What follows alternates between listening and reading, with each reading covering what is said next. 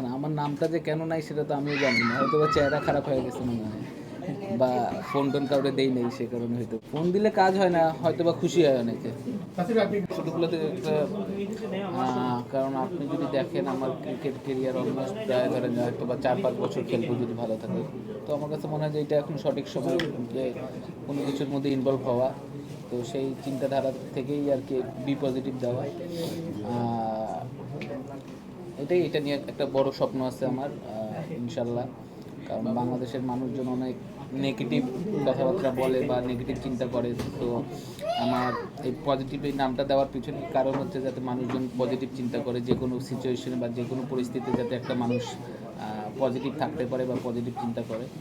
তো এই চিন্তা করেই আর কি বি পজিটিভ নামটা দেওয়া, এবং আশা করতেছি আল্লাহর রহমতে ভালো হবে যদি আল্লাহ সহায় হয় আর কি। ক্লোথস কেন আগে থেকে কোনো চিন্তা ছিল? ফ্যাশনের প্রতি আমি একটু মানে ভাল লাগতো আর কি। তো আর এই লাইনটা আমার কাছে মনে হচ্ছে যে অনেক কোনো কিছুই তো সহজ না, বাট যতগুলো কঠিন কাজের মধ্যে মনে হচ্ছে যে এটা তো আমার কাছে সহজ আর কি।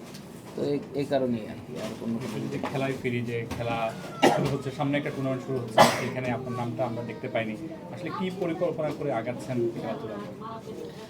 সামনে আর কি বলবো, এটা নিয়ে তো আসলে বলার কিছু নেই, এটা তো আমার হাতে নাই। যদি আমার হাতে থাকতো তাহলে আমি বলতে পারতাম, বা এটা যাদের হাতে আছে, যারা এই টিমটা করছে বা সিলেক্ট করছে, তারা হয়তো বা ভালো বলতে পারবে। বাট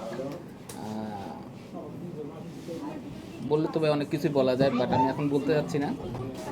যেহেতু আরও 4-5 বছর খেলবো, আমার খেলার ইচ্ছা আছে আর কি। আপনি ফোন দিলে কাজ হয় তাহলে বলছেন? এই তো